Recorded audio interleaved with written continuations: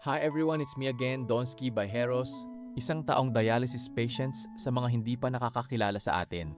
Sa oras na ito mga koys, bigyan muna natin ng pansin ang ating nurse ngayon. Walang iba kundi si Ma'am Sara. Siya muna ang ating nurse ngayon mga koys. Sa oras na ito mga koys, naway hindi po kayo magsawa sa ating mga videos at hindi rin ako magsasawang gumawa pa ng mga ganitong uri ng content. Ang chronic kidney disease ay hindi dumarating ng biglaan.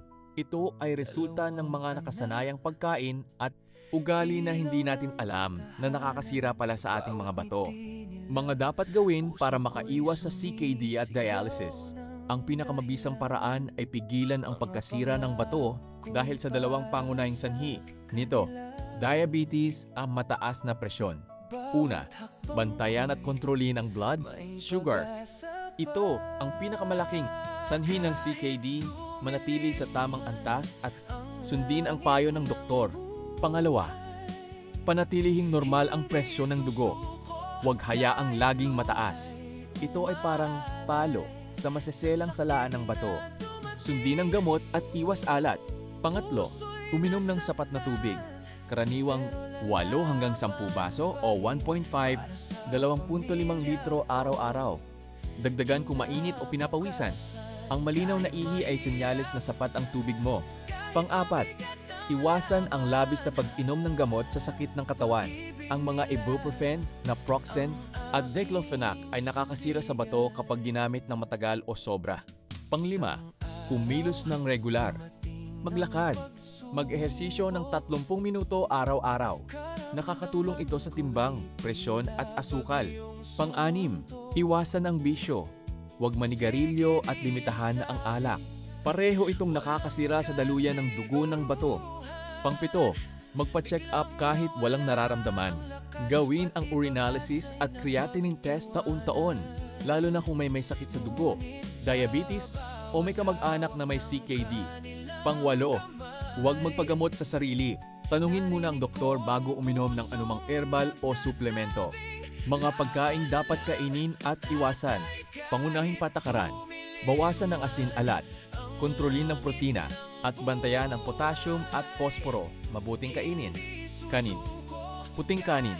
Gulay, talong, pipino, kalabasa, sayote, repolyo, malunggay, bell pepper, sitaw, laging sariwa, hinzolas, prutas, mansanas, peras, inog na papaya, pakwan, ubas.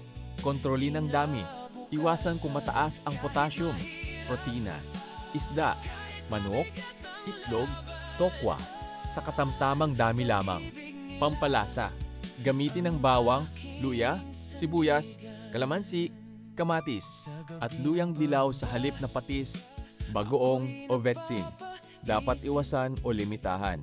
Masyadong maalat, bagoong, patis, tuyo, daing, sardinas, instant noodles, pagkain sa fast food, mataas sa sodium na nagpapahirap sa bato, mataas sa posporo, karne ng baboy baka, atay, sardinas, keso, gatas, yogurt, mani, tsokolate, soft drinks, mataas sa potassium, saging, hinog na mangga, melon, kamote, kangkong, malunggay.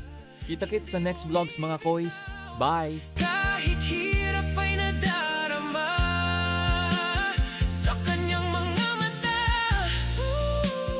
may pag-asang buhay na nagsasabing kaya pa natin. Sabay tayong lalaban.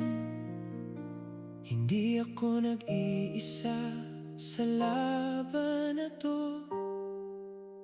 May yakap ni Eni, may mahal ka namin ang mga anak ko.